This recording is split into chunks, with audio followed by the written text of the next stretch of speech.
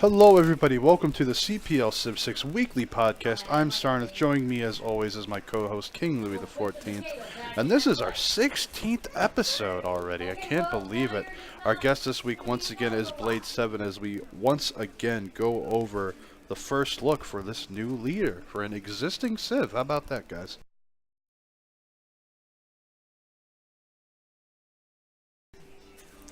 So there wasn't as much of an in-depth stream this week as there was in previous weeks since it wasn't a brand new Civ, just a new leader. Canuck's got to be like throwing parties and shit over there up in Canada right now because it's India for one. He loves India and he actually can play it aggressively for once.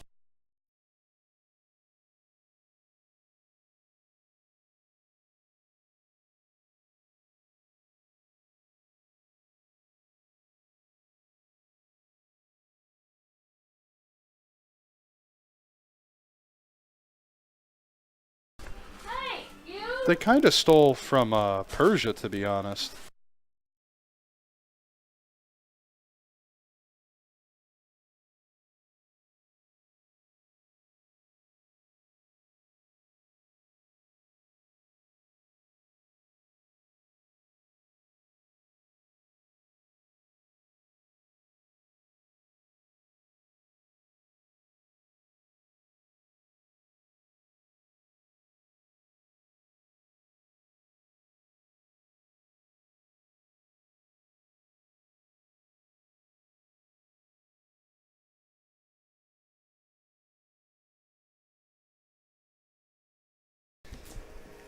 No.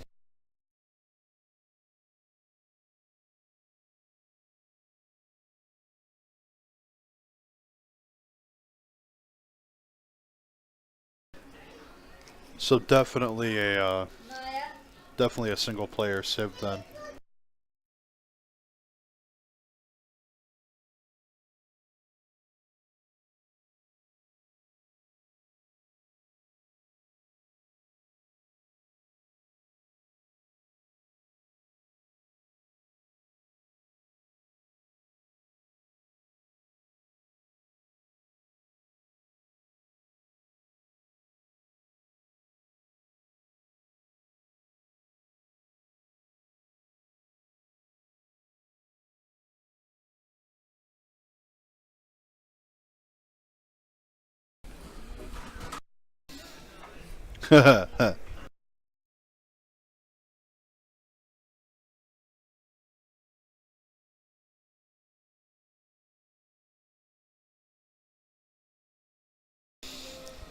Well, I mean,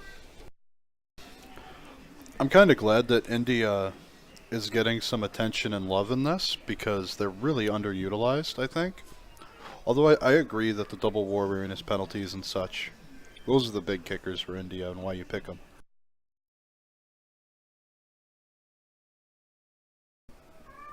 Only for Gorgo? Yeah.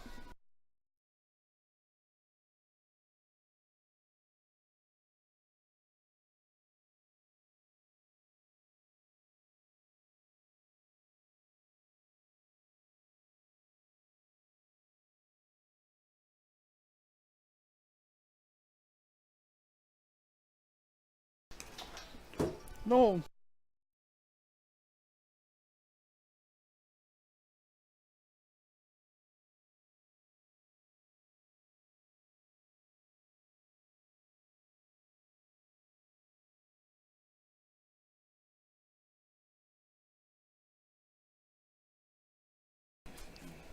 Well, what if additional changes are coming in the expansion? And who knows, we could see some more tweaking as time goes on. We have no idea. Now, what if additional changes to the game make it to where that's not such a bad thing? What if, this is an if, what if they change the Varro to have the 2 movement but they ignore terrain penalties?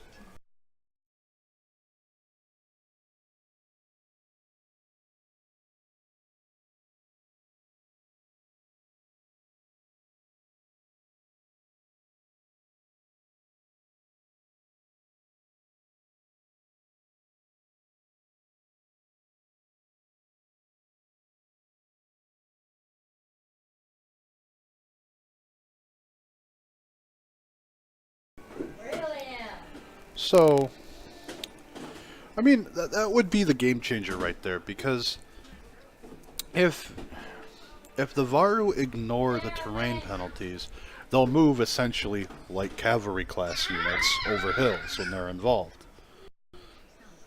And Blade, you need to turn your volume up because nobody can hear you.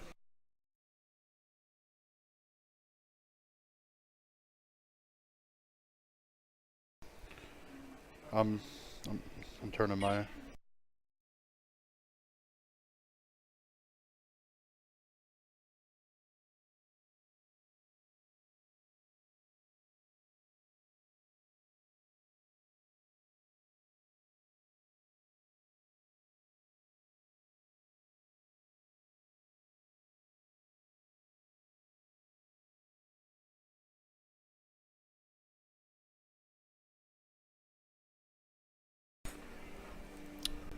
Hey guys, we're gonna break off of here. We're gonna get into Discord. Apparently Skype isn't recording properly into the OBS, so everyone thinks I'm a weirdo talking to myself.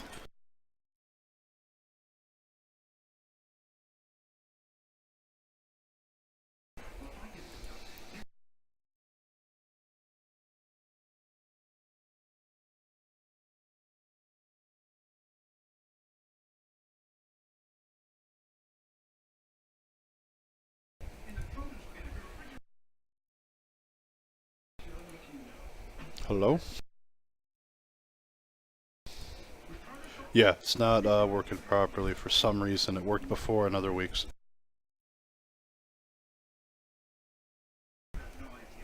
It's just really weird that there would all of a sudden be an issue with that. So let's continue right where we left off. We have this leader here who could, in single player, will just start trouncing on everybody because the AI isn't going to forcibly declare on you unless you have a weak military. And this really promotes very early combat aggression with this Civ.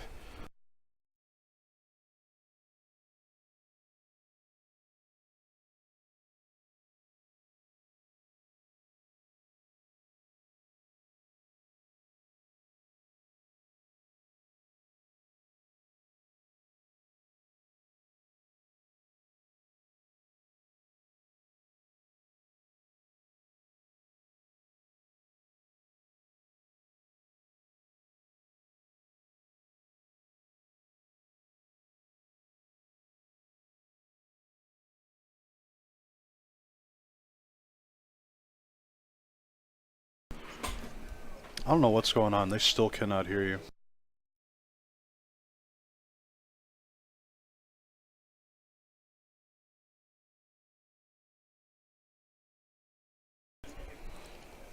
No, not you. They're not hearing you guys on the stream. This is really weird. Maybe it's OBS? Hold on. Yeah, it is. It's displaying it on the drive. Hold on, I'm gonna restart this. Alright, how about now? Can you guys hear me? I can hear you guys. How about On now? the stream though, it was just you. I just put that way restarted. I've always been able to hear you guys. I heard you guys the whole time. Nothing's happened. Or I hear you guys the whole time. Both. It wasn't an OBS issue. I apologize to all of our viewers out there that this issue happened. We very rarely have technical issues. Alright, now we gotta restart all the topics since no one could hear us for half of the thing. Which isn't a big deal, we weren't that far in. So anyway, back to the beginning. We have this new leader coming in who is a counterpart to Gandhi to promote more aggressive play. And in turn, instead of just doing, you know, where you're a more passive play with Gandhi, with the war weariness, you can apply that kind of pressure to people as they war you or you war them. This leader wants the territorial expansion Civ6 belly, which you will never get in multiplayer, because you're going to denounce someone and they're just going to declare war on you. They're not going to let you get it. Yeah, on the multiplayer side, because in order to get this casus belli, or any casus belli except a joint war, you have to denounce somebody, wait 5 turns, and then use your casus belli. In multiplayer, humans are smart, and we're not going to let you just say, hey, I'm denouncing you, so in 5 turns I can get my bonus. This is exactly like Persia. Yeah, it's exactly like Persia, but at least with Persia, it's between who clicks first on declaring a war. Because a joint war, a surprise war, counts for Persia's bonus. He doesn't have to wait for Casus Belli.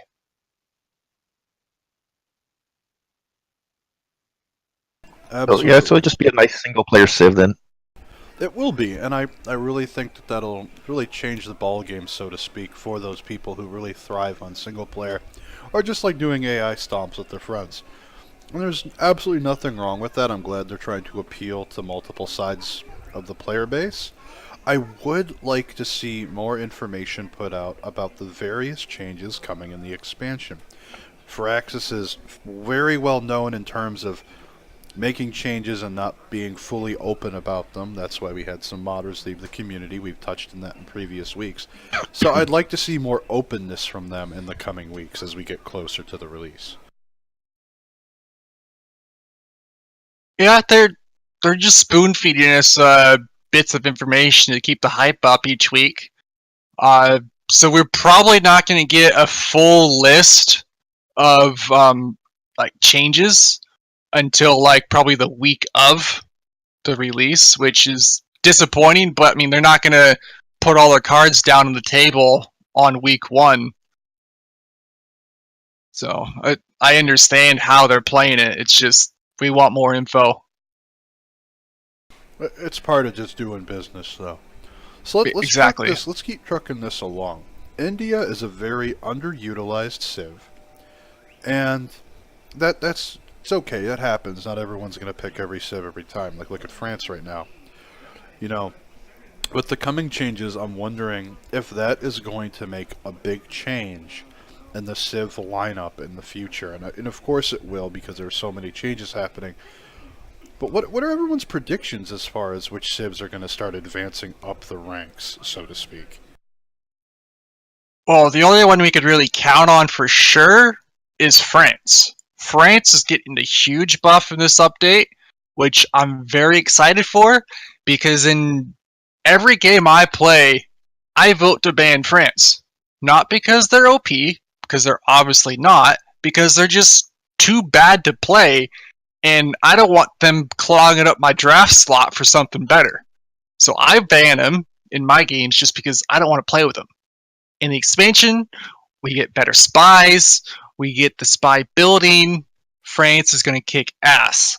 As far as other civs advancing, it's purely speculation from this point because we don't know exactly what core changes are coming to each civ based around the new updates coming. So we could get changes to other civs that work well with ages. So it's purely speculation at this point. What do you guys think? There's going to be some of the old civs that got banned that are suddenly not going to need to be banned. That'll be good civs to play, I'm sure, Right. once Oh, it for settles sure. out. I'm very much looking forward to that. And you know, as it stands, you know, none of the civs are forcibly banned on the players. They make that choice themselves with the bot when they pull up the game information. And I would like to see Scythia not be banned, not because, oh my god, you forgot to ban Scythia, but because, hey, you know what? This isn't so bad anymore. That's what I would like to see. I'd like to see all these bottom tier civs be brought up to that level. All the middle ones too, just try to raise them all to that one standard. That's going to be remarkably difficult, if not impossible, to do every time because maps are completely random. Some civs are better at certain map types. But it would be a nice goal to have. It's like trying to be perfect. You're never going to get there, but you can keep trying. Yeah, if they could bring up, I should say, the low tier civs and the mid to low tier civs up to probably nobody's going to get to Scythian level. But if you get to like a solid like top 10, like everybody is in that top 10 category, it's going to be a fun, more balanced game instead of everybody always banning Scythia.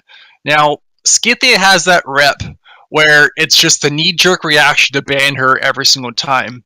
So if we do get other core game changes to other civs to buff everybody else up, it's gonna take us molding the community to be like, you know what? Scythia's not that bad anymore. We could counter with this civ, and this civ with this strategy. Like exactly how Gilgamesh is. Gilgamesh, with all the new civs we've received, is honestly not that great anymore. His only little niche is if you're within 10 tiles of flat land spawning another player. Those war carts are insane early on. They're fairly easy to counter if you know how to do it. A lot of people do know how to do it, but it's just a matter of convincing the community, like, hey, let's start unbanning these guys. Let's play with them all. And that's going to be a social change, the human factor. That's going to take time. I mean, look at the barbs on, barbs off thing that finally got fixed, and people are now finally coming around and being, okay, let's have barbs in some of our games again. That took a great deal of effort to get that change to happen. I still ban them, by the way. I hate barbs. I usually play barbs just because I think it's how the game was supposed to be played, so I usually put them on when I do my duels now. So, I'd like to move this along towards the CCC that's coming up. We touched on this briefly last week, and CCC number 2, more and more clans have come up, more people are registering, everyone is getting really hyped up for the second clan championship cup. For all of you out there who are not familiar with it, it is where clans and organizations from all over the world come together, sign up their rosters, get their players ready for events, and they just duke it out across basically 3 whole days of non-stop Civ. You got games and events going the whole 3 weeks. And then the group or community with the most points out of that is number 1. And you have the last CCC we held was absolutely phenomenal. We had huge turnouts on all of the streams. It was amazing. Let me just address the question that everybody's asking me. No, Jumbo will not be playing in the CCC because it's not a clan. Yes, we were all worried about that. Not on everybody's mind.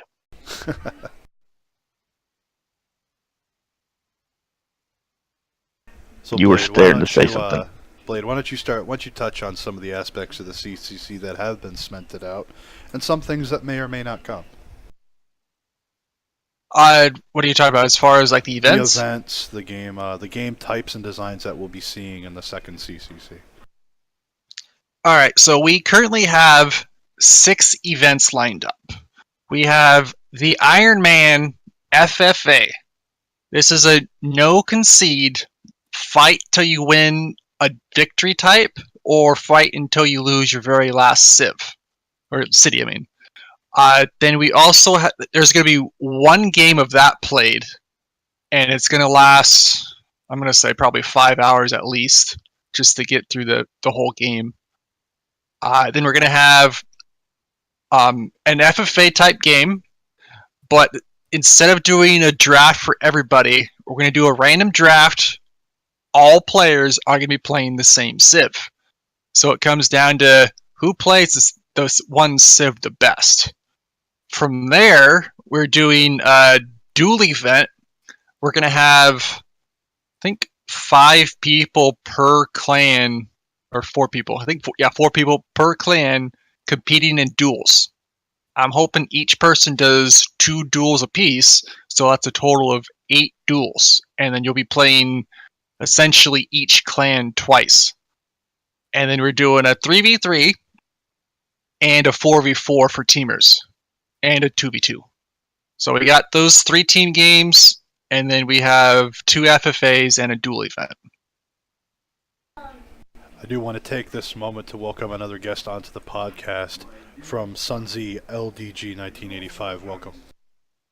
Thank you very much. I got this microphone a few days ago, and I'm happy to have it. Sorry if my voice sounds a bit broken down. I've had a bad cough the last few days. Okay, what's up, Dr. Jones? Oh, not much. Been, living, breathing, blinking. Well, those are all good things usually. pre-ordered Rise and Fall. Now, I'm not the kind of guy who usually pre-orders. I mean, after all, I didn't even get into the Civilization series till about, March, April of this year, but I think Rise and Fall has really struck a chord with me on several levels. You know what I mean?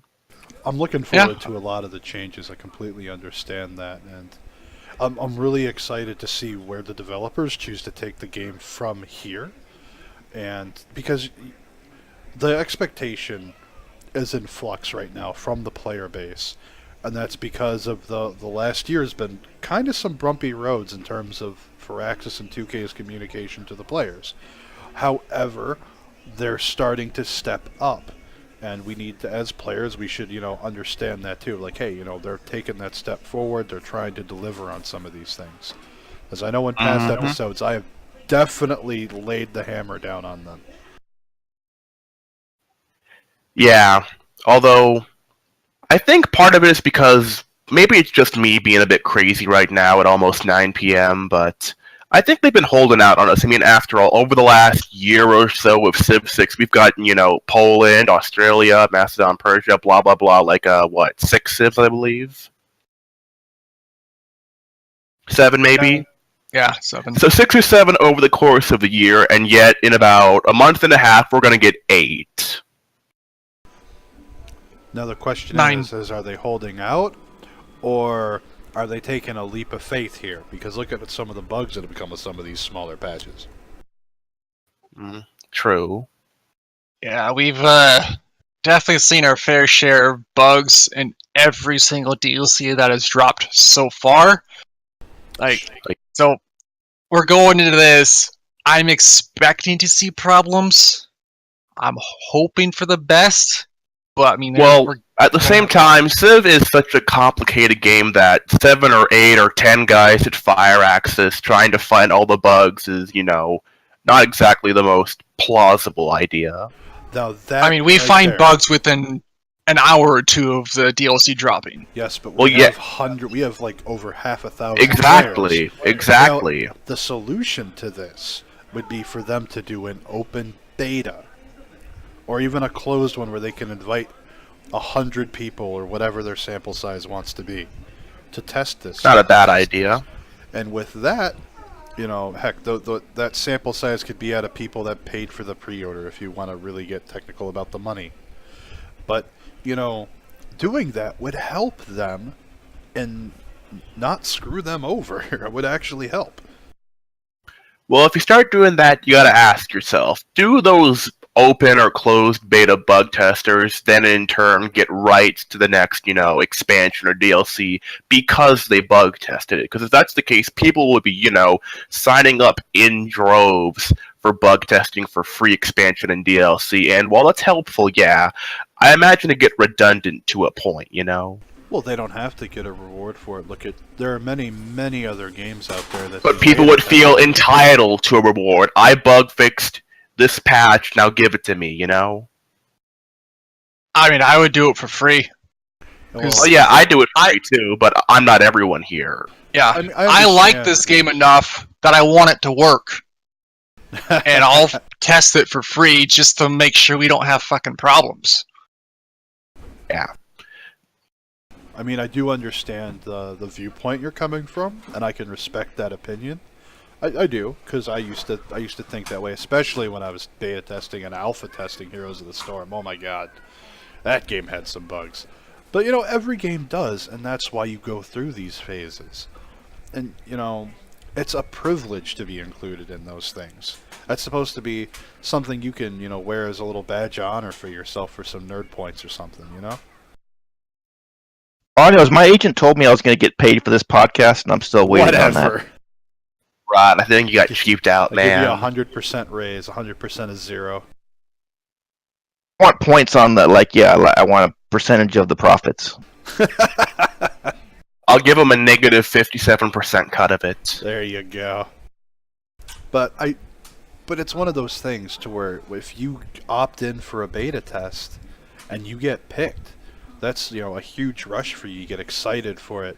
And if you're only doing beta tests because you feel you're entitled to a reward, then you're not doing it for your passion and love for the game and its industry. You're just doing it to get something out of it in the end, which you may not do any bug testing whatsoever.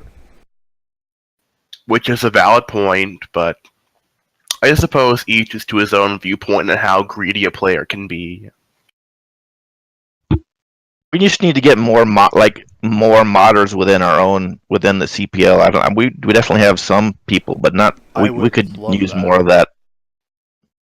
I think it's the idea of the someone else policy. Someone might want to make this, amazing mod of bug fixes they want to implement and test out, but they'll think to themselves, you know what? Nah, some guy in the Steam Workshop will upload something similar in like a week, so why bother? I can understand that because I myself have had that thought.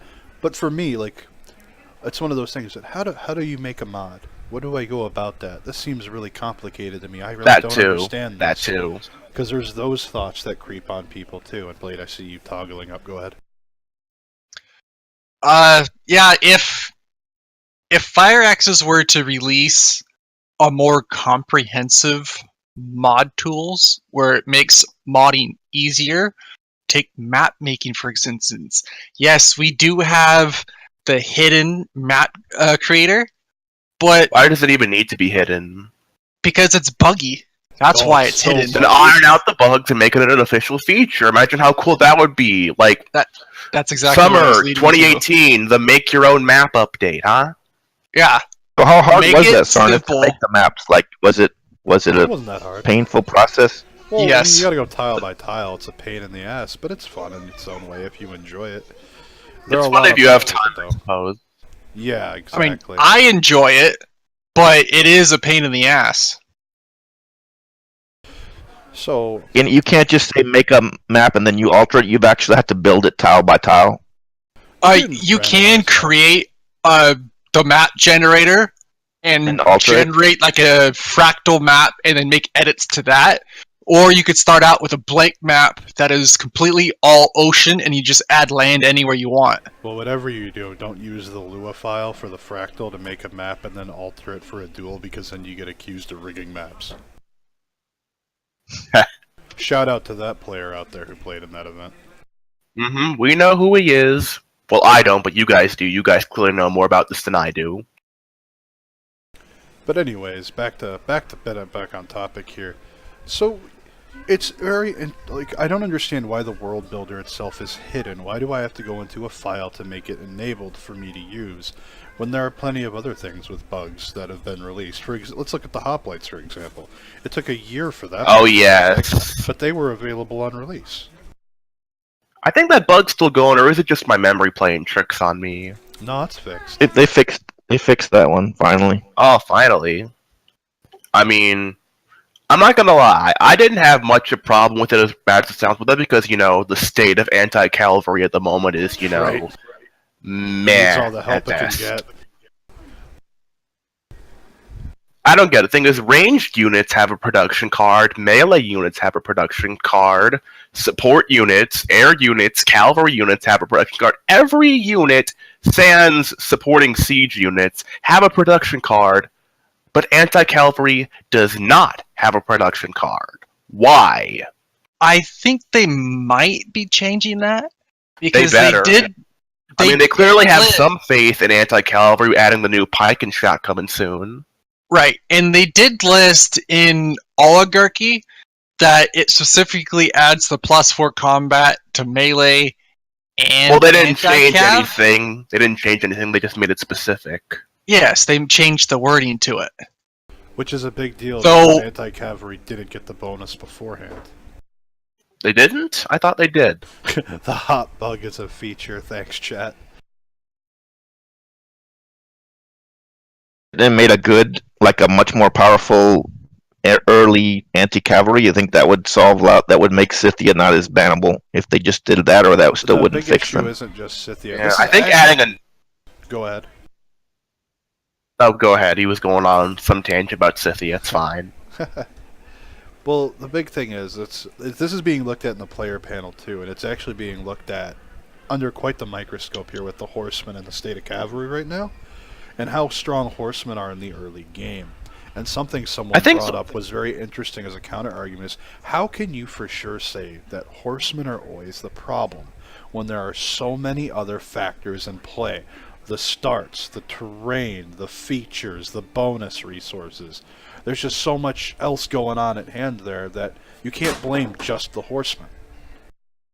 I think a problem is that Civ, at least the three most basic units of any army, melee, anti-cav, cav, are kind of, ideally built in a rock, paper, scissors format.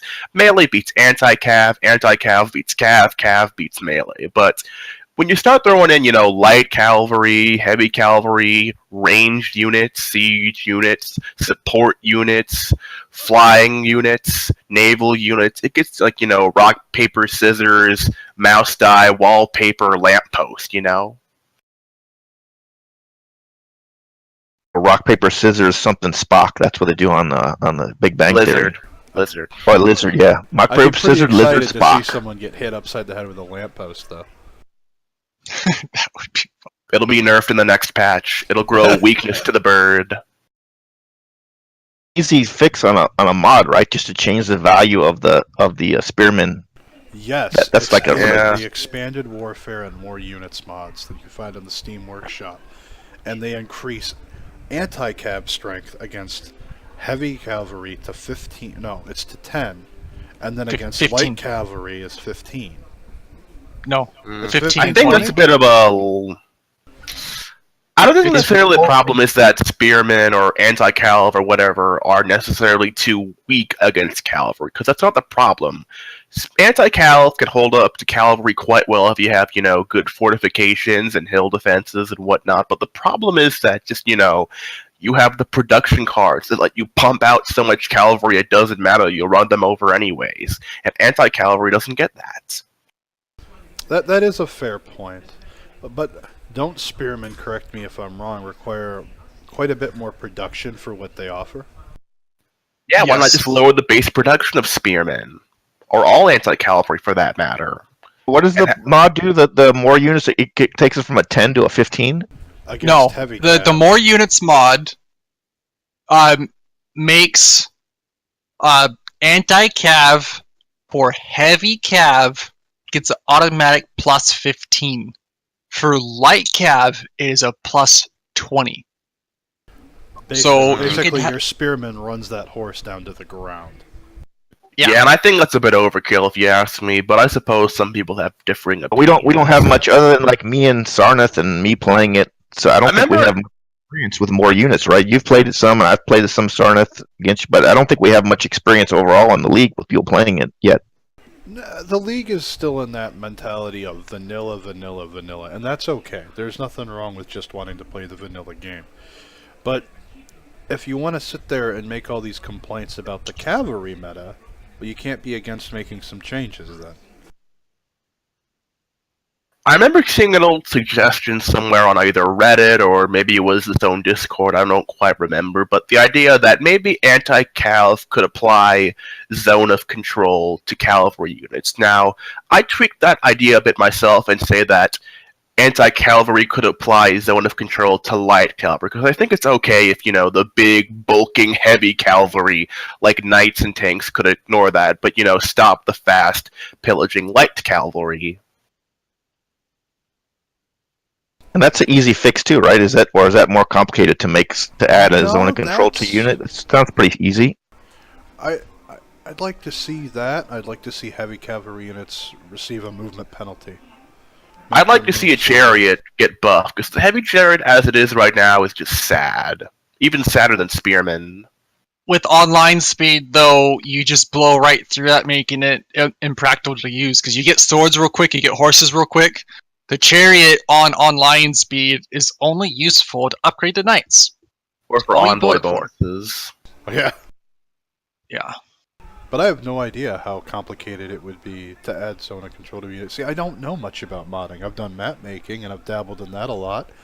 But when it comes to modding and changing the game itself, I'm incredibly ignorant there.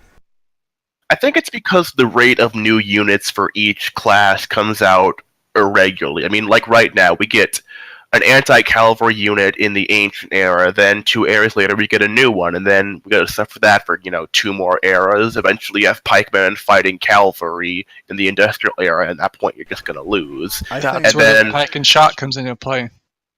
We need more duels. Nothing shows whether something is broken that better than a duel. I would say. It's kind of hard to explain in words what I'm trying to talk about here, but just look at light cavalry. We have the horsemen in the classical era, and that's going to last for at least 2.5, if not 3 eras till cavalry guns come in.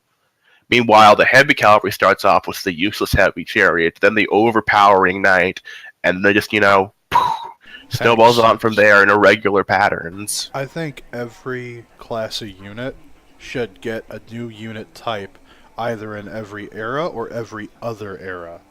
This way they come at regular intervals all together. This way, let's say on the ancient classical, right, you can pretty much bundle those together because it's just so tight and so quick there at that point, where you have the horse, the spear, the sword, the heavy chariot. And then, when you hit the medieval era, you have the crossbow for ranged, you have the knight for heavy cav, you have nothing for light cavalry, there should be something there. You should have a unit, you have the pikemen for anti-cav, but you have nothing for melee. Well, it should be fair. All or nothing.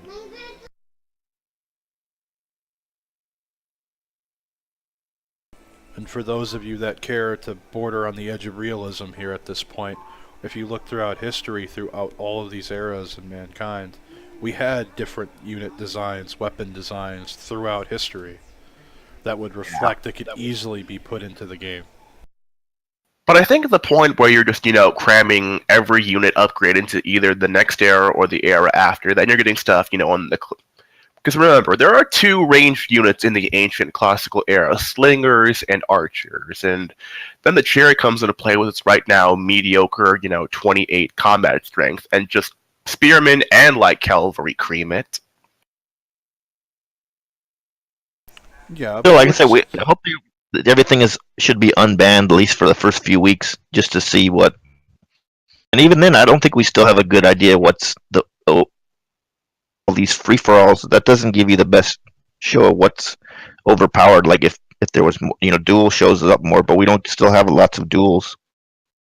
Well, in a duel, you can't really tell, because if me and you are playing a duel, I get horses first before you do. They're gonna say horses are overpowered. We could be playing the same exact Civ. So that's not really comparable. You need to compare multiple people. Mirror. It has to be a mirror map, a complete mirror. Yeah, but at that point, it's pretty uninteresting. It is uninteresting, but we're talking about discussing balanced and OP, not OP. And even then, if you really want to argue semantics here, they have to be completely equally skilled players, or it's thrown out. It's a wasted test. That too. You would need a clone Esdeath and have him fight himself. Oh my god, I think half of the Discord server would have a conniption. I know I would. Have a brain aneurysm. I'd just like to see him and Harambe or somebody equivalent just play more duels. It'd be just interesting because they don't. All of SS duels were. I've dabbled in all the duels myself. Done. I know we currently have a duel going that we haven't finished yet. Yeah, I know what you're planning to do though, and I don't like it. Like right now, I'm trying to SimCity as Japan. I got 4 or 5 cities. I can't quite remember. I got some natural wonders, some actual wonders, a decent cultural build, and here he comes, sneaky little KingLewie, slithering up like the Peter Pan crocodile with his giant army of Jongs, and I hate it. So but that's what a duel is. It has to end at some point. It can't go on forever. Give peace a chance. So we have a number of ideas being thrown around and some new concepts being looked at, and I turn in terms of the community here. And one of the big things comes into play is slot order in the game, because the person in the top slot gets the first choice for Pantheon, Great People, etc. if everyone hits the required points at the same time. Regardless of how high the points are over the cap, it's going to be slot order that gets first choice. And one of the suggestions was randomizing the slot order, adding that to the bot to where it switches everyone's slots around. I suppose you could do that. This whole slot order thing is a bit more technical, and I don't really dabble in that. That is impractical for our league's point of view, because it would make you have to switch positions, and swapping positions gets very buggy in a lobby. So it would force you to automatically do a relobby every single time, or just not even make a lobby until after the entire draft is done. So honestly, what I think Fireaxis needs to do for slot order is to just remove it from the game. Have it go through every player on the game, look to see who has the most points. If player 2 has the most points, but like the first one's 30 points. So if I have 31 points, but John B over here has 34 points, give it to him. Doesn't matter if I'm slot 1 and he's slot 2. If on the rare instance where I have 31 points and you have 31 points, then you could either look at another factor or then look at slot order. But having equal points is going to be marginally never going to happen. Yeah, So if they just went by max points and then secondary slot order, it would be perfectly fine. Is it coming up that often in the game? Maybe it comes Yes. up like once Every or twice. game it comes up Every at least game. once. Every game, they once. say. Twice in the whole game or something. I mean, almost every great person, like all the ones you fight for, like generals, Galileo, Einstein, Newton, all of those guys are big tickets where everybody rushes projects to go get them. And if you don't outright beat the player to getting the general or the scientist, the top slot gets it. Yep. I don't think that would be a big deal to just randomize and then you just tell people to go in the correct order. Like, you're number 5, so go in after number 4 goes in. You know, when you start the game, that doesn't seem that hard of a solution.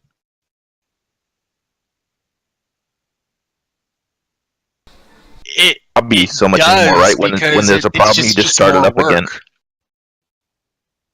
Well, if people are going to complain about it, this is the only possible solution at hand at the moment. Exactly.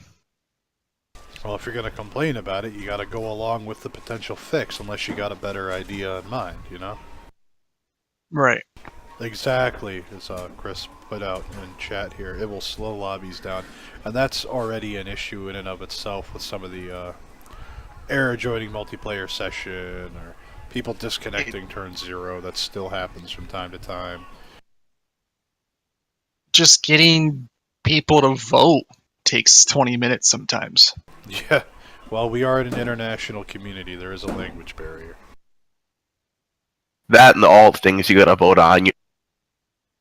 Well, people wanted to be able to vote on all these options, so it was made available.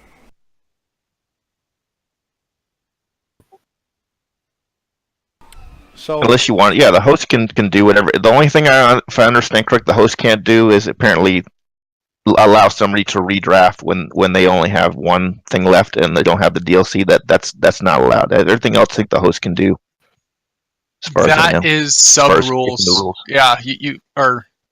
No, that's draft rules. You can't change that. real quick here, as Chris pointed out in chat, in the Discord we have a channel called intro_videos, and in it, for those of you that are visual learners, you can click on these videos inside the Discord. You don't need to go to the YouTube page to look at it.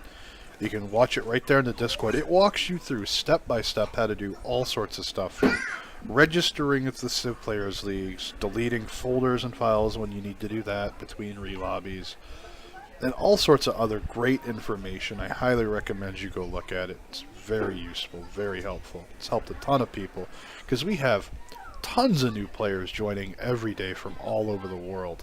So anything to throw out there to make it easier for you guys is absolutely great. This is the last show of the new year. Is there like are we going back and like looking back at how things how much we've changed as individuals in the 5 years since we've been doing this show? Okay, it's not 5 years, but 16 episodes. Yeah, we could do that. We could do a looking back, Louis. We should look back at what changed. Like, I wasn't actually in the Discord until August, but I think were you in the beginning of the year? One of you guys was in January. Yeah. Later in the year, Sarnith, or were you already in before the New Year? I walked away for a break for a little while. In February? Something like that, yeah. About in February, I took a break, and then I came back June, I believe, maybe July. He being cranky butt. Okay. My puppy is being a cranky butt, I've been informed. But, I mean, looking back from the first episode to now, the quality is vastly improved. We moved from Twitch to YouTube Live because it uses up less data on people's phones, and a lot of our viewers watch on mobile plans, so that was a great thing we were able to do for them. I mean, we're on Discord right now because Skype was acting up, but Skype was a big quality improvement as well that we switched to. We get a lot more viewers over here on YouTube than we ever did on Twitch, so that was a phenomenal change for us.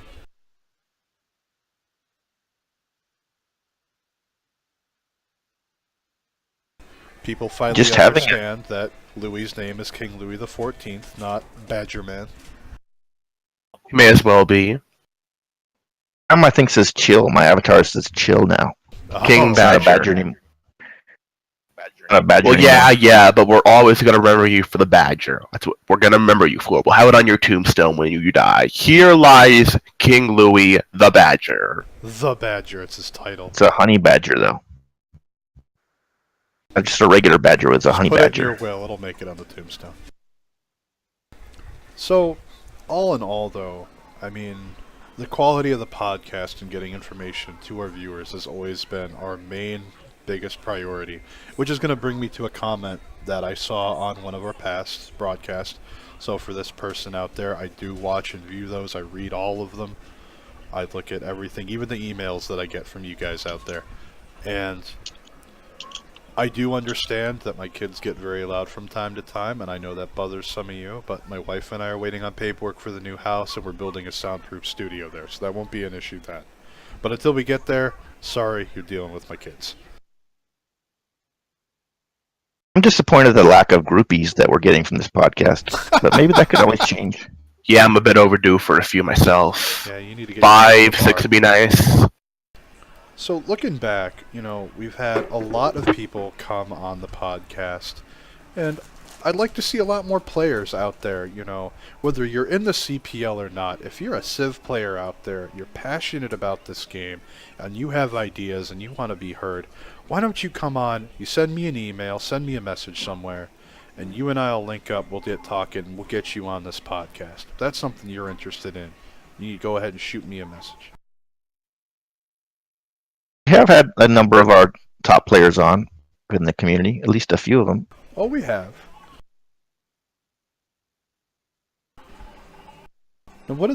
Now, Blade, I want to take this into a little event that you're running for a free expansion pack, Rise and Fall, for absolutely free for the top 2 winners of your contest. Why don't you talk about that a bit and let us know who's currently in the lead? Okay, so before any of the civs were announced, I posted out this contest, and I had everybody list 10 leaders and 10 civilizations that they thought would make it into the expansion, because we all know we're getting 8 civs and 9 leaders. So I gave them, obviously, 10, just so we had more numbers to choose from. So currently we have 1, 2, 3, 4, 5 people tied at 5 points a pop. Woo! Which is Scrub Jr., Futna, King Orient, Pork Diesel, and Senpai of Wisdom. They're all tied with 5 points. And so we got another 5 civs coming out, which is a total possibility of 10 more points. So we'll see who wins the contest. It's anybody's game. Like, even these guys down here at 0 points, if all of a sudden they get the next 5 right, they could hop up and take the lead. So just because those guys are in the lead, it doesn't matter. That's awesome. A point for picking the everyone's Civ, got a and shot. you get a point for picking the Civ, and another point if you pick the leader, right? 1 for the Civ and 1 for the leader. And in the last one where we got the new Indian leader, only one person guessed India for a duplicate leader, so he got 1 point. He obviously did not pick the right Civ or right leader, but so he only gets 1 point instead of 2. Oh, Well, I think awesome. I think it's because the big buzz until that leak a few days ago was that the alternate leader would be Isabel II of Spain, and that was kind of, the popular theory brewing around. Because it was somewhat leaked, but it obviously wasn't. Well, it's been leaked for over a year now. Where is she? I'm waiting. And didn't happen exactly. She's happening right next to your building queue order. Mm-hmm. It did add an American Indian civilization, right? They're gonna add the Korea, I believe, if that leak is true. If it's true. I mean, it was true for India, so maybe. Isn't one of the new ones that? Isn't one of the new ones they've already announced an American Indian Civ, or no? No, they have not announced it officially. I'd like to see maybe the Iroquois, the Blackfoot, maybe trying to think of some more Native American tribes. My wife's probably glaring daggers at me because she's Native American and I don't know this. Navajo? Cherokee, that's another one. But I'd like to see more Native American tribes come out there. Maybe some more civilizations like the Mayans make a return. We have the Aztecs, why not them? Yeah, that would be good. I would really like to see Firaxis reach back to their roots, back to Civ 2, Civ 1, and draw some Civs out from there that they've kind of buried by the wayside over the years. Such as? The Iroquois, for example. They are one of the Civs in Civ 2. Like, I would like to see, like, even like the second expansion doing a whole slew of like native. It could be going native. That could be the whole expansion theme, and all the civs are like natives from all it's over like, we the world need, and the different continents. Yeah, like that a whole bunch of really indigenous neat. people. I would really like to see that. That'd be really neat. It'd be really nice to touch back to some people's roots out there that are, related to these various tribes, cultures, whatever they called themselves at the time.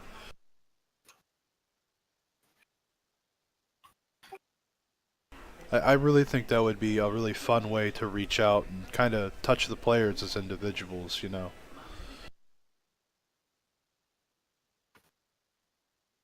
What about what new features you still think could wind up in this first expansion? Ooh, that's a good one. That's entire speculation, though. Features-wise, I think they basically covered everything.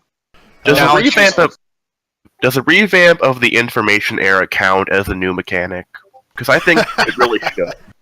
Because the Information Era has basically nothing to do with information. It has to do with nuclear weapons, science probes, and the latest in military technology. There's hardly any information going around. Unless you want to call a lead jacket some information. That's just the name of the era. And because it's the age of information where we have instant communication. Look at what we're using right now. I'm in California. You guys are across the state. And we're talking simultaneously. That's the age of information. Yeah, but in Civ6, what's the Information Era get you? It gets you AT tanks and thermonuclear devices and Mars hydrophones. I'd like to see maybe something culture-related. You could just tie it to culture because it'd be the easiest way to integrate it into the game. Make the Internet a wonder again if you want, even. That would be neat, the World Wide Web or something. You know, there's About the fake news wonder, Yeah. it actually like reduces your culture. The culture starts going down if you build the fake news wonder. oh yeah, World Wide Web, 100% more tourist pressures to everybody here you from go. all your cities. The as Robert Yeah. just put out in chat for us, the Super Collider. That's an actual device that has made numerous advancements across multiple fields, tech and science, achievable. I wish they would make the Great Library like actually great like it Great was in again, Civ 4. yeah. Now it's not really that great. The not so great library. The I please think it give needs my to- Apadana envoys library. I think the library isn't having a bad effect. The problem is when it comes. By the time you get to the ability to build the Great Library, you'll probably have already, either Had most of the Eureka or... text. Yeah. I remember seeing an old suggestion that's... I don't remember what it was exactly, but I think it went along the lines of something of replace all those tech boosts with Great Library holds 4 slots for writing, and each writing's culture output is also converted to science. I don't know, something like that. I can't quite remember. That would be interesting. What if the Great Library gave the boosts for the next era instead of the classical? Well, that wouldn't make any sense then. But what do I know? I mean, I wanted to go back to what the Civ 5 was. Give you, what was it, 2 free techs? Or was it just flat science? Because, I mean, I would fight wars over building the Great Library. Heck, If 2 people had a tech, you got it. So it was cool. Like if you're playing a big game. Oh, right, yeah, so if you were behind, it helped you tremendously. Well, now Yeah, Oxford people done it. University You got kind it. of does that with the 2 free techs, I kinda. It's a very nerfed version of it. I mean, look at Civilization 2 for all you old guys out there that remember that game. On the if you tried to play on the higher difficulties, you getting the Great Library made or broke your game. If you didn't get it, you lost. Unless it was made by the guy right next to you and you managed to kill him somehow.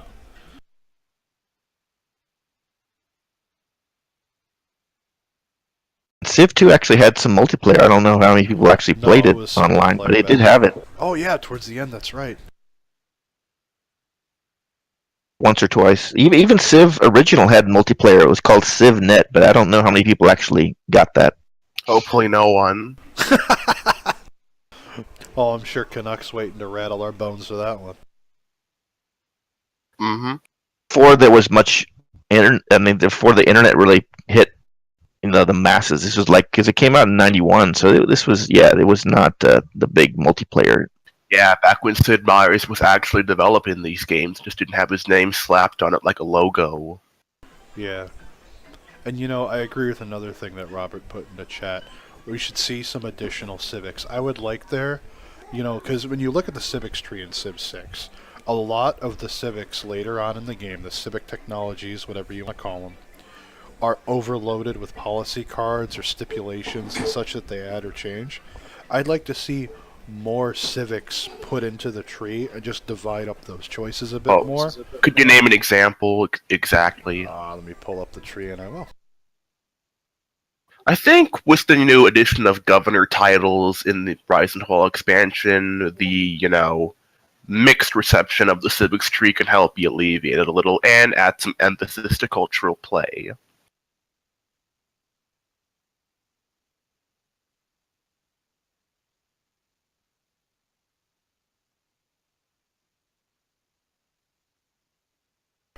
Alright, so as it stands now, each of the eras have about 6 to 8 civics each. Yep. Give or take. As we go further down the tree, these civics should become much more impactful for what they are, and we should require more overall civics to progress to the next era. And by So you're that, saying I'm there's- meaning each era should be more meaningful to your civilization. For example, coming out from the medieval era to the Renaissance era, that's in history a point where culture thrived and was absolutely phenomenal for that point in time. So And that's kind of what the new Dark Age, Golden Age, Heroic Age era score is going to start doing with your dedications and all that. Right. Yes, but So I'm I'm looking more excited at, for that. or I'm more at spreading the civic tree, making it more expansive for what it is. Because when you look at the tree, you can pretty much, for the tech tree as well, you can pretty much call it a 4x game. Because you got 4 main points of pathing here, usually. Now, sometimes only 3. If you look at the tech tree, most players will say there's only 2 choices. You have the cavalry path, or the research lab and AT crew path. But when you look at it, why not expand these trees a little bit up and down instead of just left to right? Well, at the same time, you don't want the tech tree to become, or the civic tree to become too bloated where it takes, 25 techs, 25 civics, everything from toilet paper to glass cleaner to advance through one era. Well, yeah, there's some middle ground to be reached there, I'm sure. The exact number can be up for debate forever, but the point is why not expand it up and down a little bit instead of making it so far left to right? And yeah, again, Robert here, there's only 2 civics in the information age. Time for it. Does Golden and the Heroic Ages help you get culture more? Is that one of the factors when you get it? Is it I think if you make the right Part of the dedication, if you make the right yeah, dedications and all that. there's one that gives you a culture surge? Isn't there Gives one you, like, that more acts culture generation? meritocracy? Yes. There's one that acts like meritocracy. Good ways to make culture in the game. It seems like other than those, building monuments, and if you have a culture CS, building those other. Sometimes I kind of get lost at what I can do to pump up my culture. When you compare your culture per turn to your research per turn, science per turn, it can seem really demoralizing to yourself when you see how much lower it is in most cases. But you require less culture in total to get a civic than you do most technologies, and that's something players need to remember as well. Because it's not like, correct me if I'm wrong here, guys, but I keep comparing this game to Masters of Orion when they're completely different games, but there are some similar concepts. In Masters of Orion, the technologies, it shows you the total amount of science, they use research points, required to get that tech. There's nothing like that in Civ6 on either tree, the civic or the tech tree. Why not show us exactly how much science or culture we need for that said civic instead of showing us, oh, we'll have this in 3 turns. Oh, darn, it'll be 4 turns because I low-rolled the civic per turn or whatever. I think they ought to do that. If you hover your cursor above a civic or tech, it'll show you exactly how much science or culture you need to unlock it. That's the UI mod. Well, I don't have a UI mod, and it does that for me already. You have to look in the tree. You can see, but he's saying he wants to just have it. Look in the tree. Yes, it'll tell you how much science it is. Yes. Yeah. I just think it would be really nice to have that readily available, like just in plain sight. Not I have to hover over it and look for it when I got 30 units to move for war, and I got to worry about being first move, but I got to put my tech set up, I got to do this, that, and the other.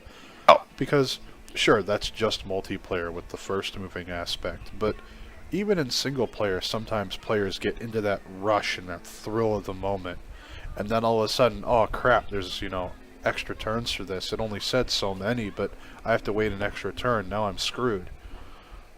Why not, just put that in plain sight? This will be done in X turns. That's not good enough because I could not even count how many times it's happened to me where I've low rolled a tech or civic.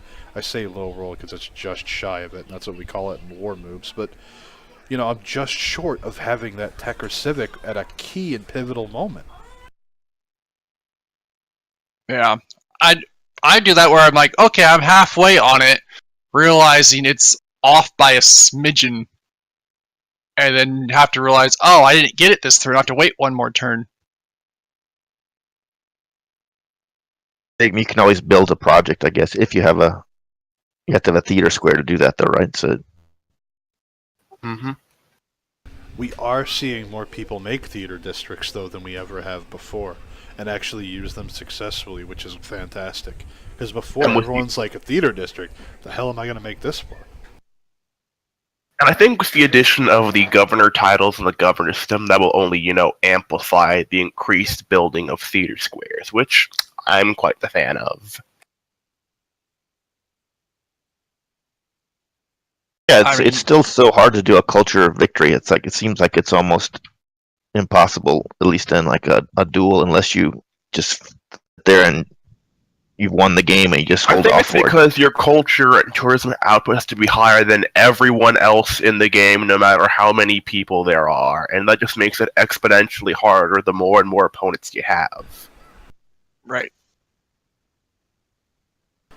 Another Or thing yeah, is, yeah, it's not just. Go ahead. I think there needs to be dynamic scaling with how much tourism output you need,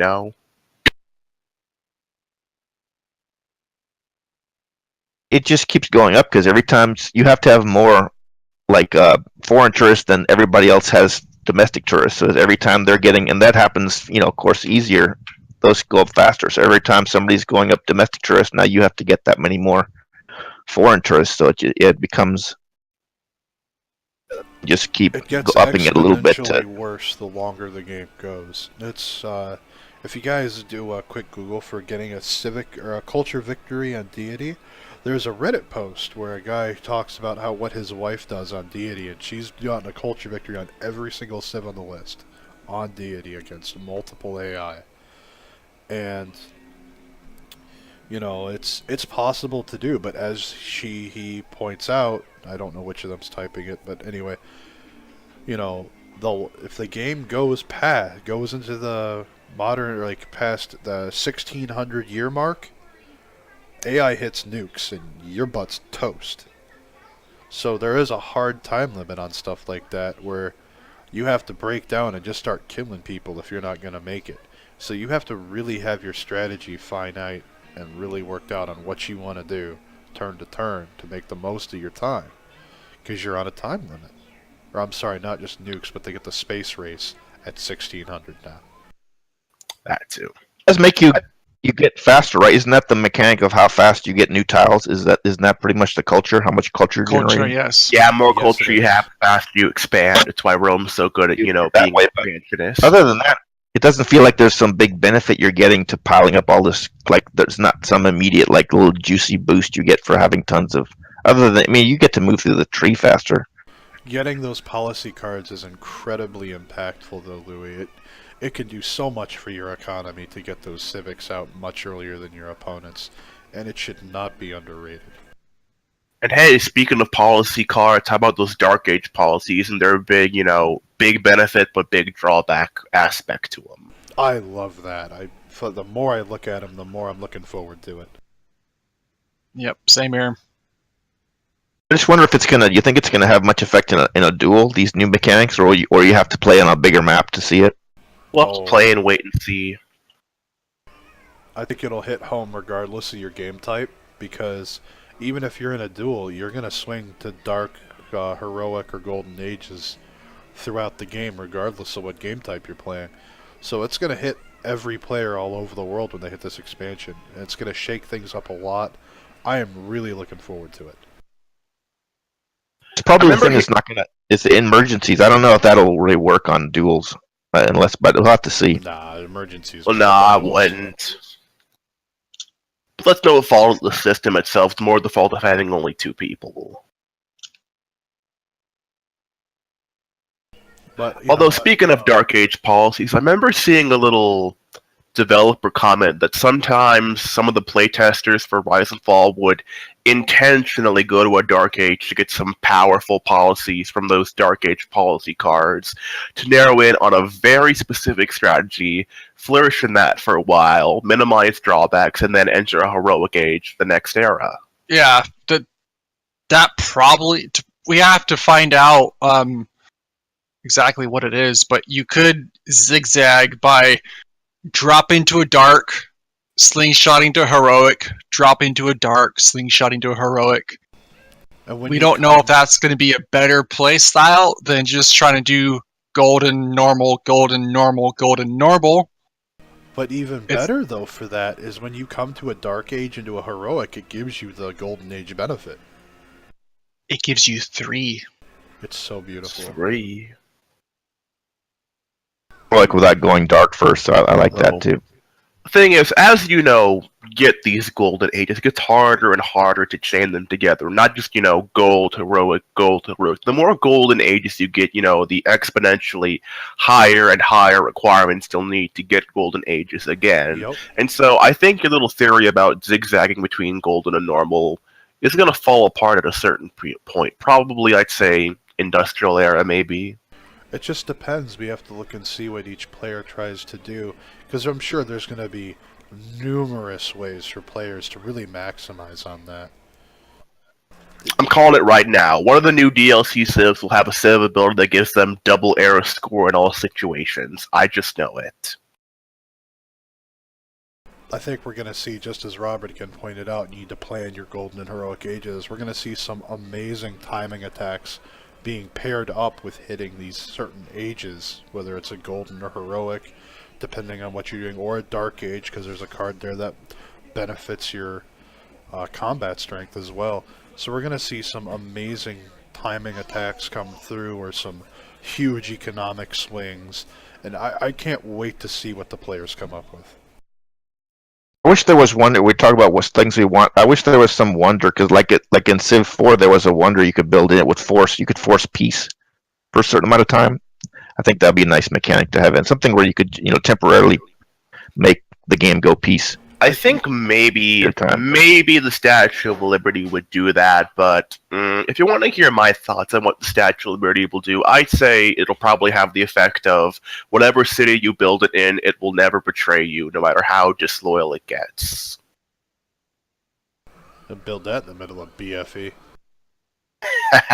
Even if they won't portray, even if you someday rename their fries Freedom Fries. And it's absolutely Bored with that though. It's phenomenal how, because even now with the Cav meta being a big thing, we still see players constantly coming up with new strategies, attacks, and plans and stuff like that, based on the randomness of the map and their terrain. And especially in the Diplomacy and the Diplomacy Plus game styles that we have in the league. Not as much in Always War because you can't talk to people, but, every game is different. Something's always changing in these games. And sure, Cavalry are the unit choice of the day. They're the flavor of the game right now. But even now, and even months ago, players were still choosing to try and rush AT crews if they had the land to support that.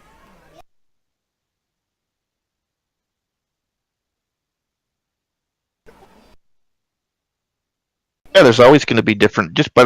I just like to look like as I do. I always go off in tangents, but I'm just saying the league is a lot different right now than it was in January, right? Like, was there any teamers being played in January? Or not many, right? Like once a Yeah. week.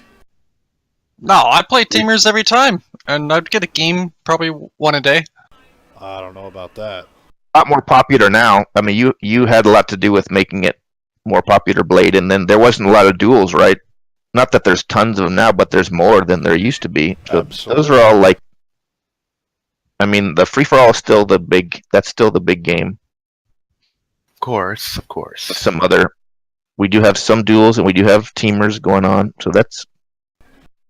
Yeah, absolutely. Everyone has their own taste and flavor for the game, and what civs they really like, and what playstyles they choose to adapt. And it's always good to see the variety there, and I'm hoping in this coming expansion, Firaxis does something to help support the I can take any playstyle if I play it right and I can make it work.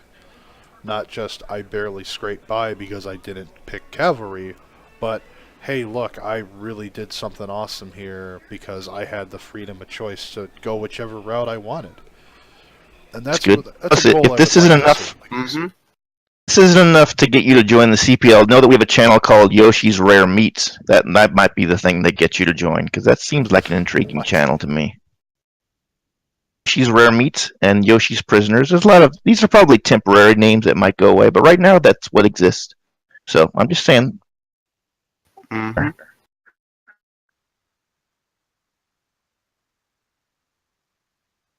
That, but it's okay. It's there though if people want it.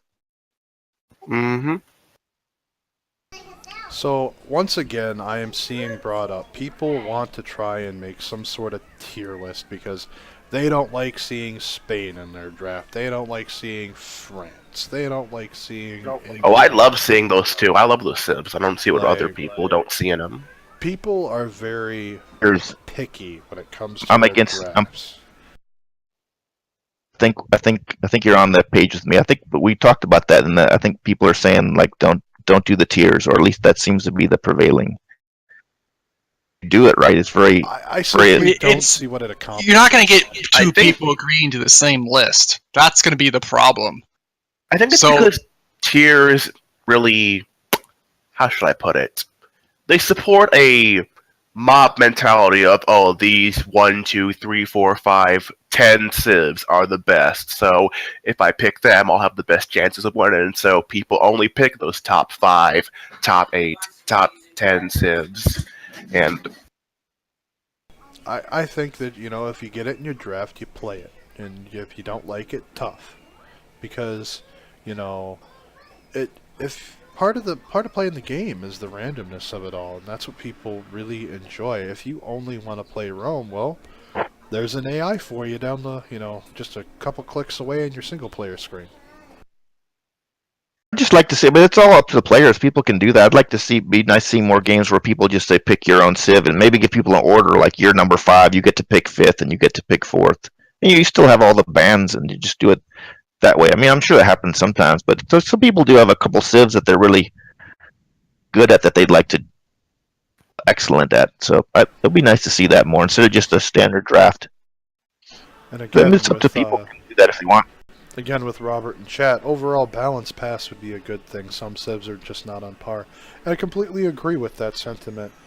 But that is something Firaxis is already taking steps towards. Like, look, when the expansion hits, look at France, going from one of the worst civs in the game to one of the best, if not, just under them, because of how the diplomatic visibility is going to start affecting combat strength, because France gets one stage of visibility for free against all civs. I find it a bit odd people right now talk about France like they're, on the bottom of the barrel, when just a few months ago they didn't even have their free spy with all free promotions and all that. Oh, it's so good, dude. Oh my god. I mean, France is the bottom of the tree right now. Like, they share probably the bottom 5 with France, Norway. France shares the bottom of the barrel with France? France, Norway, Spain. You could throw India in there for most people. I mean, I see India as a solid mid-tier, but some people put it in the bottom. I got a soft spot for Spain, and it seems like nobody else does, and I don't know why. I mean, I'm saying Spain should have used has really well. the promise to be a good civ, but to execute a proper Inquisitor rush, Inquisitor rush, it's not possible. For one, those units are 2 movement. If they were a 3 movement, 4 movement, it would be super strong. I mean, it's And not even on for top those. of that, you can't link religious units with military now, so you have to move your military unit, then your religious unit, then attack. It sucks. I think Norway's not so bad. If you on like a C-type map, they could get some early plundering. Norway sucks on stuff. islands. It depends how you. But it hasn't been used very much, has it? So I don't know if people really know it. The biggest issue is because of online speed. We progress through the tech tree so fast that Norway loses its timing window too quickly. On standard speed on an island map, yes, Norway would be very good. They'd have a lot more time to utilize the longboat to just completely wreck everyone's galleys that they try to send out. Yeah, And- but all you need They get right away. Don't is they get one right away the to potion? maybe 2 archers in your city, and you stop longboats. End of story. Yeah, this is true. Access right away. Right They as soon as they get get it shipped. when, shipbuilding, which is with the quadrants. if that's that could be a big and they I can mean- steal those little huts on with the boats. That's Yes, what's cool. that is the pillage ability on those units are awesome, but they lose their timing window super early. Another And- issue is just how the design of naval combat in Civ6. Ranged units in naval combat are brutal, absolutely brutal. Because yes. it's like you're basically comparing it to, let's give field cannons, let's say, I don't know, 8 movement, 6 to 8 movement, depending on what wonders you got built, and give them and have them range to which they already have. So let's give field cannon 6 to 8 movement and call all the terrain flat. That's your comparison, and it's completely destructive. You win or lose that game based on first moves alone.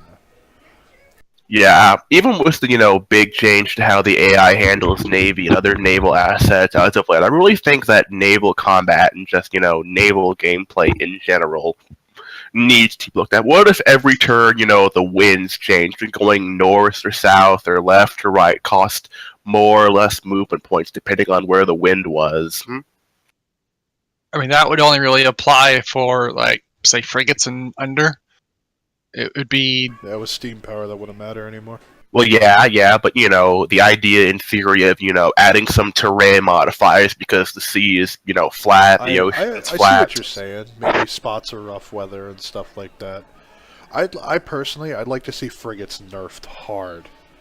They're way too powerful as is. Every island game ends at frigates. Like, I mean, yes, it ends in frigates if you don't counter frigates. even then, I mean, they're just too strong for what they are. Do they even get played that much? Does the sea element even that much in most free for alls? It is. If there's In any a kind, fractal map that has good water or an islands map, frigates are king. I'm saying, but most people I play love free frigates. for alls. I They don't love use. naval power. I love even air power. So I mean, I'm saying in most free for alls, don't people just play Pangea maps? Isn't that the default that most people play? For whatever it's reason, about people love 50-50 those. between Pangea and fractal, I would say. I know love for continents map though. I never understood that. if the continents See, were like for by team itself, games, I would like Yeah, really. continents, with the exception of having one team spawn on one side and the other team spawn on the other side. Like, I had, what was it, last night, a fractal map that turned into 2 separate continents. It was a 3v3. Me and my partner were on one continent. We had 6 city-states to ourselves, while our third teammate was on the other continent with the entire team getting 3v1'd. And if it wasn't for this little L-shaped mountain range that had one mountain pass through it, one tile pass, and one civ below him, he would have got wiped out. And we came in, my partner was Indo, so he brought in Jongs, and I swam knights across, and all our partner needed to do was survive, and they had no shot of winning, because we had all the city-states. We were able to just free sim, while they devoted all their effort to killing our third partner. And that comes back to the age-old issue in this game of why are there not team-based spawns for team games? And this does apply to single player too, because you can make team stuff there based on the little things. But why can't teams spawn close to each other? Why can't that be a thing? I know it was a thing in past Civ games. Yeah, I mean, I have a mod that is a team start bias, but the thing only works for teams of 2s. I'll tell you why we don't. 2 players together, 2 players together, and 2 players together. But if you have, say, a 3v3, you'll have 2 people close together, and your third partner will be BFE on the other side of the map. Otherwise, I'd use that every game.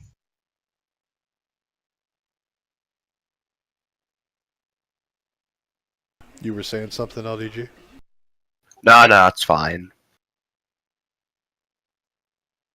But I mean, and speaking of team games, how about we fix that demograph screen, huh? or we just get rid of it altogether. I mean, yes, the demograph screen is broken in team games. The only thing that works is your score. Your science per turn, your military strength, your culture, all that jazz does not work. It's bugged. You see it when you load in on turn 1 or anytime you do a reload, but the thing doesn't update. I've gotten used to having all that be a mystery, but it shouldn't be a mystery. It's there for a reason. You see it in an FFA game. Why has it been bugged for the last, 3 patches? I would love No, 2 to patches. see. I'd love to see, and Louie's mentioned this before, and I completely 100% support this.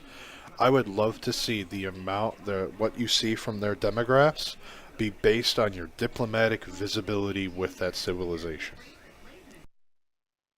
Yeah, Or power of France, eh? The power of France.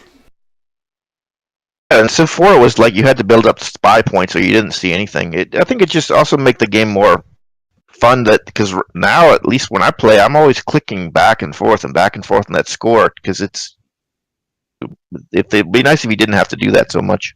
Exactly, and I should have to earn somehow, and with the diplomatic visibility becoming an important factor in the expansion, I'm wondering if they're not already implementing this somewhere and just haven't released it or revealed it.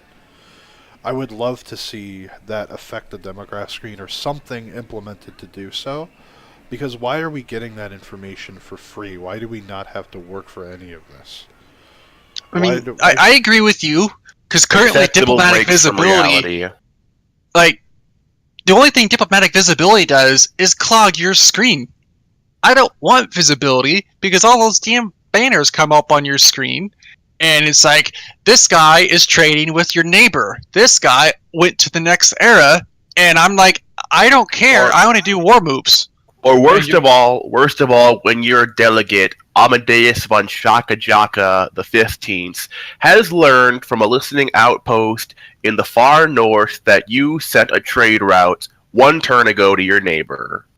Yeah, As it's if you about didn't know yourself. I'm like, oh, yeah, I kind of know I sent a trader. So I just want to mention one thing, because the CCC is coming up. We apparently have 3 new clans that I'm noticing: a Noobs with Attitude, the Viking War, and then I noticed the new one, Overdosed Gaming. That's one I just noticed today. They are not officially a part of the CPL yet. I just made that channel as a placeholder for the time being. And a potential. It's a Maybe third one, potential but clan. Overdose Gaming is a multifaceted gaming organization, and they've been around for about 12 years now, and they're pretty old, and there's some interest over there for Civ and Civ6, so I went ahead and I made the channel, said, hey, it's here if you guys want to use it, and they haven't pulled the trigger on anything yet, so I don't want to say they're a part of it when they're not. we do have the Viking War and the Noobs with Attitude. Those are 2 brand spanking new ones. That's awesome. We have more and more... CPL Religion, though. That's just Jamba, the only one. And it may be the only one ever. We have Right. more Right now, and he's more the only clans one. and communities coming together to participate in the CCCs, and even other tournaments that we run, because we have so many more events going on than just those. It got postponed. Wasn't there a Harambe had a dual tournament going to come up, or is that being postponed a little bit, or have like a Island Plates dual tournament coming up? He's making a map. He hasn't really set a day for his tournament. It's going to be probably after the expansion pops. The expansion's timing threw a wrench in a lot of plans, because we had a lot of events lined up to happen pretty much every other week. But with the expansion right around the corner, we kind of put the brakes down on a lot of things and said we're going to wait for this to hit. We're going to let our players get acclimated, and we're going to fire all of these off, and it's going to be fantastic. What's it? February? What is this? Is the actual launch date? February 8th.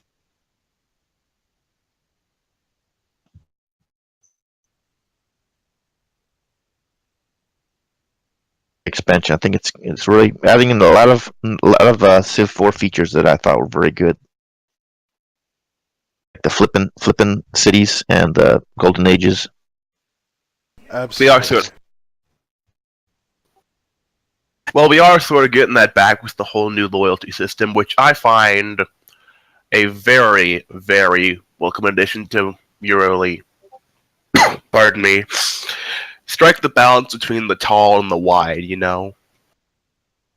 I doubt it's going to do much for tall versus wide. Tall is just not a thing in Civ 6. You still need districts. I cannot tell you you're wrong more. We had a game not that long ago where Harambe won a free-for-all, an 8-man free-for-all on 5 cities, because he built tall. And with the addition of governors, loyalty systems, government plazas, and all that, I think that will, you know, help tall become more competitively viable with wide. I mean, in my book, like tall in Civ 5 was 3, max of 4 cities. 5 cities, it's kind of like the in between the two. But I mean, 5 like a new cities term is for it. not... We'll call it stout empires. How about that? Stout. Because Civ 4 definitely was tall cities were definitely a thing.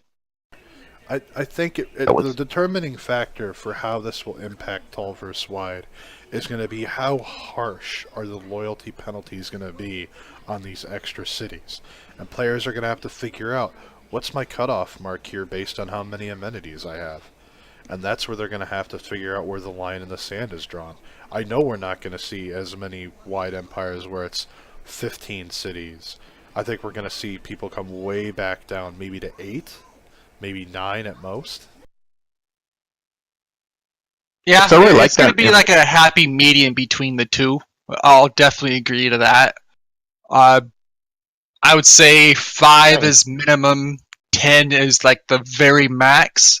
All depends on your layout and how close you are to your neighbors. Play Aztec, build as wide as you like because your amenities are better. Yep. It's very satisfying, at least before, and to build these really tall cities. It's fun to see your city build up to this massive, that was very separate from, just was a very satisfying thing in Civ 4. Well, another interesting thing from chat, again from Robert, I'd love to see the Forbidden City duplicate its past iterations to allow loyalty duping of your capital. Because that's exactly what it used to do. The Forbidden City used to put the loyalty output or whatever it was called back then. Maybe it actually was loyalty, I don't remember. But it was just as strong as your capital for preventing corruption. But yeah, it was like, at least in 4, it was like how far it was from your city. So I guess if you plopped that one down, you had like 2 cities. And if you plopped it further down your empire, then at least half of your cities wouldn't be super far away from that, at least. If that's the mechanic he's talking about. Yes.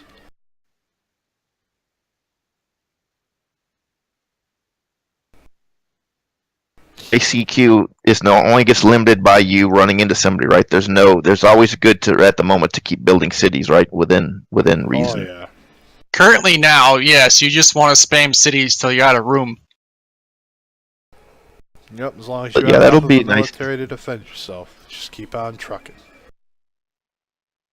And then someone's like, oh, well, you only have 30 science a turn. Yeah, wait till I finish making my campuses in like 3 turns.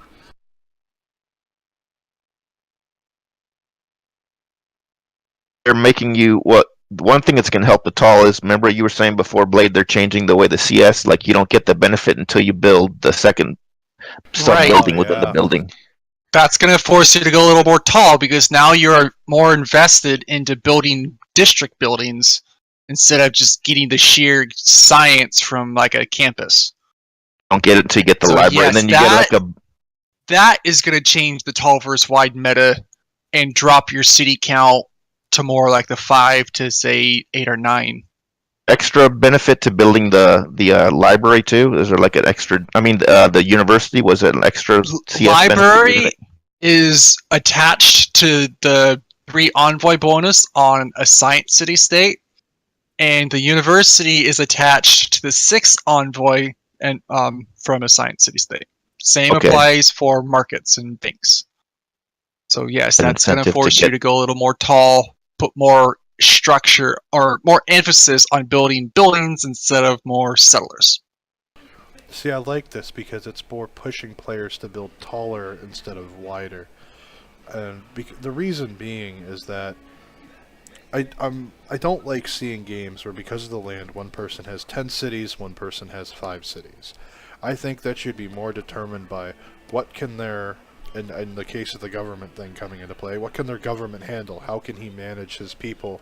Can he handle 5 cities? Does he really have the resources to support 10 cities? And it adds another realm of realism to the game. Because, more realistically, just because the land's there doesn't mean you're going to build a settlement there. And this means we're going to see cities more strategically placed in terms of how can I milk this every tile for what it's worth, because I can't just build cities willy-nilly wherever I want. It's like a defensive strategy. If you're like an FFA and you're surrounded by a couple of people and you jack up your loyalty stuff, maybe you can flip a couple of cities and that make would a be big very interesting to change. see. They get crushed. However, with all that in mind, we are going to go ahead and we're going to call the podcast here. Huge thanks to both Blade and LDG for coming on the podcast this week. I really appreciate it, guys. Thanks as always, KingLewie, for being my co-host. Yeah, we should be getting a new Civ released probably on Wednesday again, because we have New Year's Eve coming up, and they will probably be doing like their little sneak peek to the first look on Tuesday, and then the DLC dropping on Wednesday. So we will have that. They will probably be having a new stream. Of course, it's all speculation, but they did say after the first, so I'm looking forward to that. When they do have that, I will, of course, be breaking that down, dropping all those screenshots of all the new stuff added. So we'll be back here next Friday and go over all that new details for you guys. Thanks everybody for coming on and listening, and I will see you guys next time. I had to do it once. Yeah. Thank you, guys. Big thanks, and Happy New Year for all of our viewers out there. Yep, Happy New Year.